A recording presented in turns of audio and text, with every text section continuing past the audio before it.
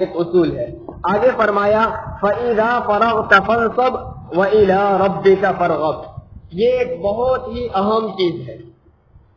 ذرا غور سے سنیں تو ہمیں یہ بطور خاص ہمارے طبقے کے لیے، یعنی جو طبقہ دین کے کاموں میں لگا ہوا ہے، خاص طور پر اس کے لیے یہ دو آیتیں ہر وقت مد نظر رکھنی چاہیے.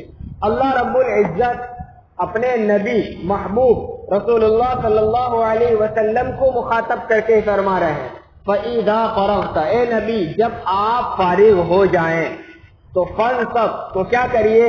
نفلی عبادات میں اپنے آپ کو خوب تھکائیے. دیکھیے کس سے کہا جا رہا ہے؟ جو امام الانبیاء ہے، اور ان سے کہا رہا ہے جب آپ فارغ ہو جائیں، یعنی اپنی مشغولیات اور مصروفیات سے صرف جب آپ کو وقت ملے. پہلی بات یہ سوچنی ہے کہ نبی کریم صلی اللہ علیہ وسلم کی مشغولیات کیا تھی؟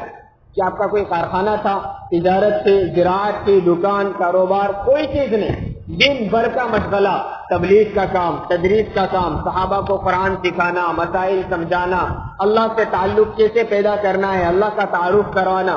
جو لوگ اللہ کی ذات سے واقف نہیں ہیں ان کو اللہ کی ذات سے واقف کرانا، توحید کی دعوت دینا، بت پرستوں کو اس دلدل سے نکال کر، اس ناپاکی سے نکال کر صحیح راہ پر لانا. دن بھر کا وہ مشغلہ، ہر وقت اللہ کے رسول صلی اللہ علیہ وسلم کا کام یہی تھا. کیا وہ دین کا کام نہیں تھا؟ وہ تبلیغ نہیں تھی، وہ دین ہی کا کام تھا، اور وہ سب عبادت ہی تھی. جتنی آپ ملاقاتیں کرتے، لوگوں کے پاس جا کر منت سماجت کرتے، مسجد نبوی میں بیٹھ کر درس دیتے، لوگوں کو اپنے کلام احادیث سے، اس کی نورانیت سے منور کرتے اور رہنمائی کرتے، سارا دین کا کام تھا اور ساری عبادتیں تھی. لیکن پھر بھی اللہ فرما رہے ہیں فَإِذَا فَرَغْتَ، جب آپ ان ساری عبادتوں سے، تبلیغ سے، تدریس سے، لوگوں کو سمجھانے سے، قرآن کی تعلیم سے، سارے ان دینی امور سے جب فارغ ہو جائیں تو نفلی عبادات میں اپنے آپ کو خوب تھکائیے. فَانْصَبْ کا کلمہ ہے. فَانْصَبْ کا معنی ہے خوب تھکانا، یعنی صرف 2 رکعت پڑھ کر بیٹھ جانا نہیں، بلکہ خوب تھکانا. اس میں ہم سب کے لیے تعلیم ہے. جو لوگ مدرسوں میں پڑھاتے ہیں، جو صرف پڑھا کر یوں نہ سمجھے ہم نے دین کا کام کر لیا اب ہمیں عبادت کی ضرورت نہیں. دعوت و تبلیغ میں لگے ہوئے احباب یوں نہ سمجھے ہم نے چلا 4 مہینہ لگا دیا یا گشت کا کام کر لیا ہماری عبادت پوری ہو گئی. نہیں، یہ دین کا کام ہے، لیکن ان کاموں کے بعد بطور خاص براہ راست اللہ کی عبادت میں اپنے آپ کو مشغول کیجیے. اور اللہ ہم سے یہ چاہ رہا ہے، یہ مطالبہ ہے، کیونکہ اللہ بھی اپنے بندوں سے خوب محبت کرتا ہے، اور جس شخص کو جس سے محبت ہوتی ہے وہ چاہتا ہے میں اس کے ساتھ تنہائی میں ملوں. کہ ہم عبادات دیگر کرتے ہیں تو وہ ساری عبادات کیسی ہے؟ اجتماعی ہے. ہم نماز پڑھی جماعت کے ساتھ، اجتماعی ہے. ایسا سمجھ میں گشت کیا، ملاقاتیں کی، درس و تدریس ہوا، ساری کیا ہے؟ عبادات اجتماعی، یعنی سب مل کر کرتے ہیں. اللہ چاہتا ہے میری کوئی پرسنل ملاقات بھی ہو، اور بندے کو بھی اللہ سے محبت ہوگی، وہ بھی چاہے گا کہ میری اللہ سے خصوصی ملاقات ہو. اس کو یوں مثال سے سمجھیے. آج کل کے دور کے لیے مثال سمجھنا بہت آسان ہے. آج لوگوں کے تعلقات، ناجائز تعلقات، مرد و زن کے، مرد و عورتوں کے تعلقات ناجائز ہو جاتے ہیں.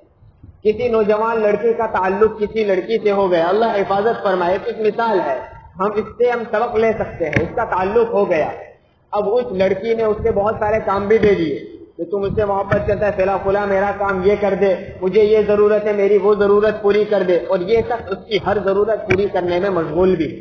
لیکن پھر بھی چاہے گا کیا؟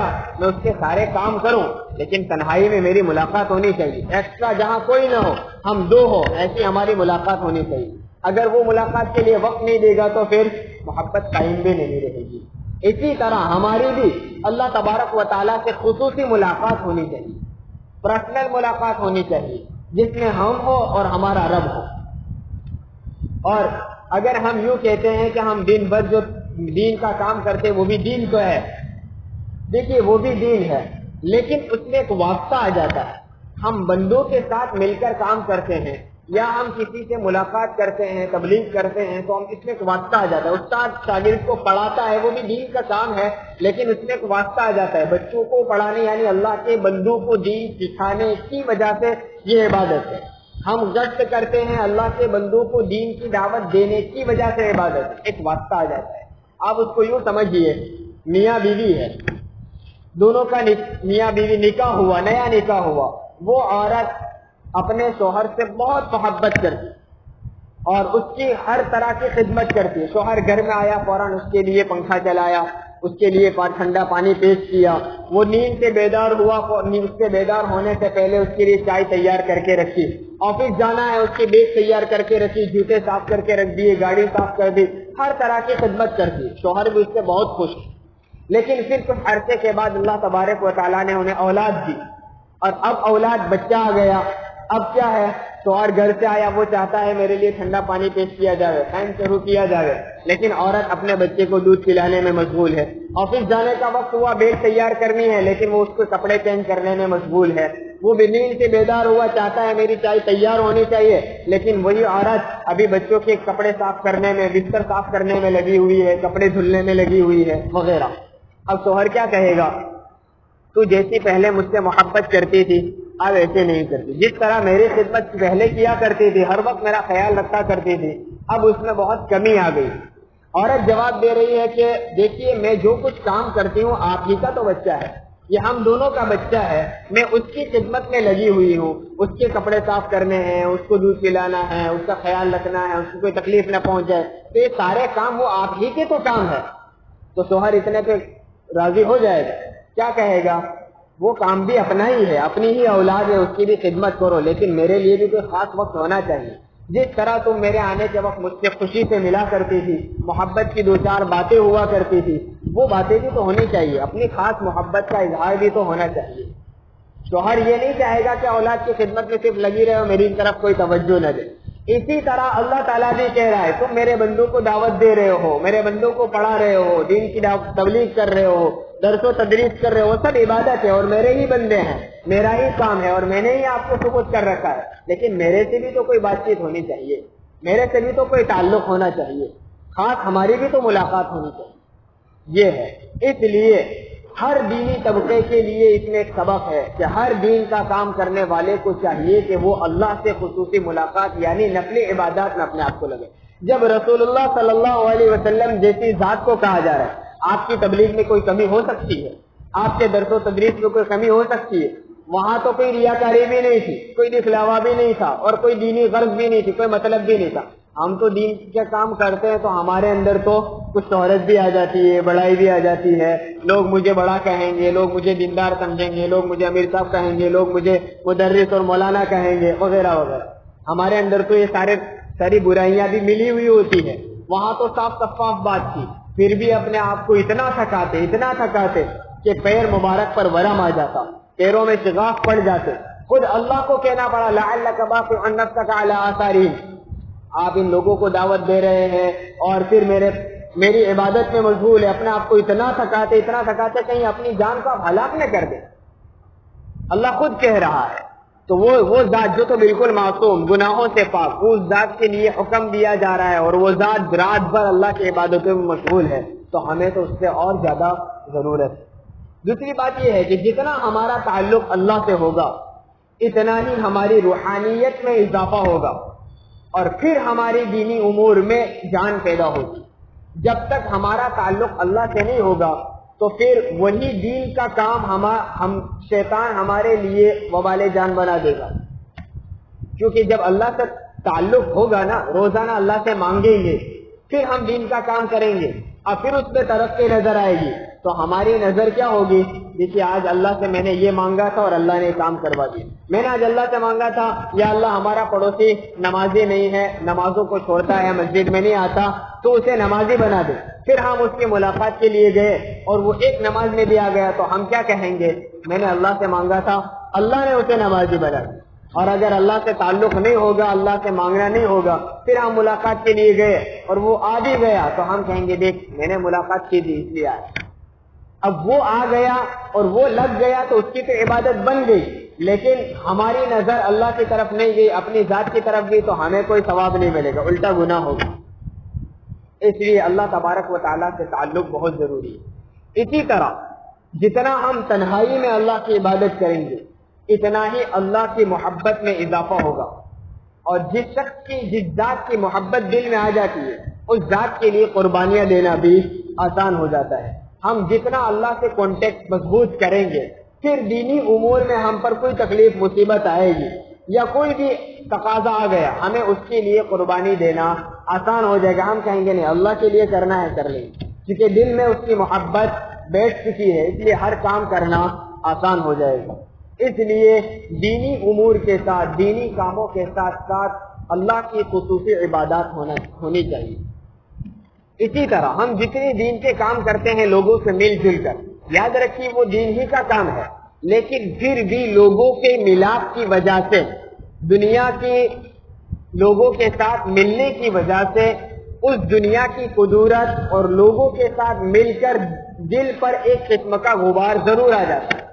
چاہے ہم دینی امور کے لیے یعنی دین کی کام کے لیے کسی سے ملنے کے لیے گئے, بھائی ہم کسی شرابی کے پاس گئے, کیوں گئے کہ اس کو دین سمجھانے کے لیے, اس کو صحیح راہ بتلانے کے لیے, مسجد میں لانے کے لیے, ہم اچھی نیت سے ہی گئے.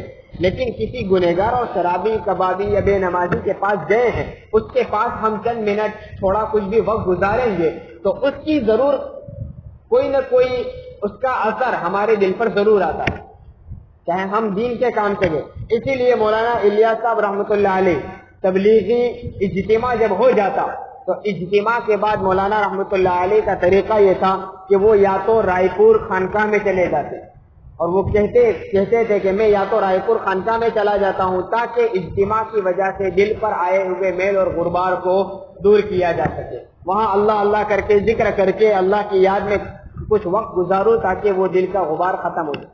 اور اگر اس کا موقع میسر نہیں ہوتا, وقت نہیں ہوتا, تو مولانا فرماتے ہیں کہ میں پھر نظام الدین ہی میں اعتکاف کر لیتا, تھوڑے دن کے لیے وہاں اعتکاف کر لے اور پورا دن رات اللہ کی عبادت میں وقت گزارتا تاکہ وہ دل پر آیا ہوا میل ختم ہو جائے.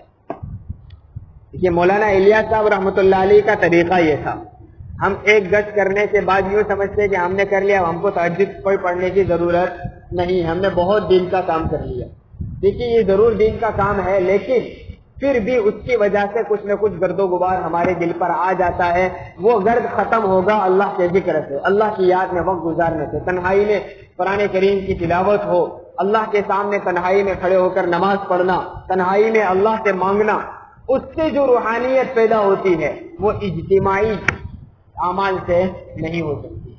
اس لیے ہمارے یہاں بھی جو جماعتیں آتی ہے بہت سی مرتبہ کہتے ہیں کہ مولانا جماعت والوں کے پاس بیٹھ کر کچھ باتیں پیش کر دو, تو میں انہیں خاص طور پر یہی کہتا ہوں کہ دیکھیے آپ جس کام کے لیے نکلے ہیں ضرور وہ عبادت ہے, بہت بڑا کام ہے اور بہت بڑی عبادت بھی ہے, لیکن چند ملاقاتیں کرنے کے بعد ہم بیٹھ نہ جائے ہاتھ پر ہاتھ دھر کے ہمارا کام پورا ہو گیا. ان سارے اجتماعی اعمال کے بعد جو وقت ہمارا بچتا ہے وہ سارا وقت ہم اللہ کی عبادت میں گزارے. اور جماعت میں نکلے ہیں وہاں تو ہمارے لیے کوئی کام نہیں, ہم نکلے ہی اللہ کو راضی کرنے کے لیے. اس لیے ہر لمحہ ہمارا اللہ کی یاد میں گزرنا چاہیے. جب رسول اللہ صلی اللہ علیہ وسلم کو کہا جا رہا ہے تو ہما شما کا کیا حال ہے. اس لیے ہر وقت اس کے ساتھ ساتھ ایک بات یہ بھی بتلا دی, فَإِذَا فَرَغْتَ فَانْصَبْ, یعنی جب آپ ان امور سے, ان سارے دعوت و تبلیغ کے کام سے, درس و تدریس کے کام سے فارغ ہو جائیں تو فارغ ہو جانے کے بعد اللہ کی عبادت میں پھر مشغول ہو جائیں. یعنی مومن کے لیے تو کوئی وقت فارغ ہے ہی نہیں.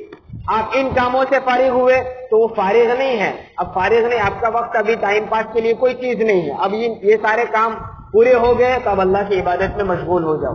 یعنی مومن کا کوئی وقت فارغ نہیں ہوتا. ہم کہتے ہیں بچے تھوڑا وقت ملا ہے موبائل لے کر بیٹھ گئے, دوستوں کے ساتھ بیٹھ گئے, نہیں, مومن کا کوئی وقت فارغ نہیں ہے. اسے ہر وقت کوئی نہ کوئی کام لگا ہے, یا تو دینی کام میں لگے رہو, وہ کام نہیں ہے تو براہ راست اللہ کی عبادت میں مشغول ہو جاؤ. یہ ہے فَإِذَا فَرَغْتَ فَانْصَبْ وَإِلَىٰ رَبِّكَ فَارْغَب, اللہ کے رب, اپنے رب کی طرف راغب ہو جاؤ, مائل ہو جاؤ, اس کی طرف مشغول رہو. اسی طرح بندے کو ہر وقت اللہ کا انتظار رہنا چاہیے. یہ کہا نا جب فارغ ہو جائیں تو اب آپ اپنے آپ کو آزاد نہ سمجھے, ہر وقت اللہ کی طرف توجہ رہنی چاہیے کہ میں اللہ کا بندہ ہوں, مجھے اللہ کو جواب دینا ہے. یہ رسول اللہ صلی اللہ علیہ وسلم کو خطاب کر کے کہا گیا اور آپ کے ذریعے سے پوری امت کو یہ دعوت دی گئی ہے کہ ہر وقت اللہ کی یاد میں گزاریں, اور جب یہ دینی اور اجتماعی اعمال سے فارغ ہو جائے تو اپنے آپ کو تھکائیں.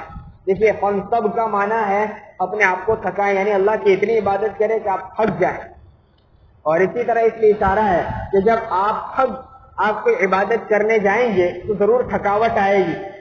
آپ کو بوجھ محسوس ہوگا، لیکن آپ کو تھکاوٹ کی وجہ سے چھوڑنا نہیں ہے، لگے رہنا ہے، کرتے رہنا ہے۔ دل نہیں چاہ رہا پھر بھی کرنا ہے۔ جب اس کی لت پڑ جائے گی، عادت بن جائے گی، پھر ایسا مزاج بن جائے گا کہ ان عبادات کے نہ کرنے پر تھکاوٹ اور غم محسوس ہوگا، اور کرنے پر آسانیاں اور راحت محسوس ہوگی۔ یہ اللہ تبارک و تعالیٰ کا نظام ہے۔ اللہ تبارک و تعالیٰ ہمیں عمل کی توفیق عطا فرمائے۔ سبحان اللہ۔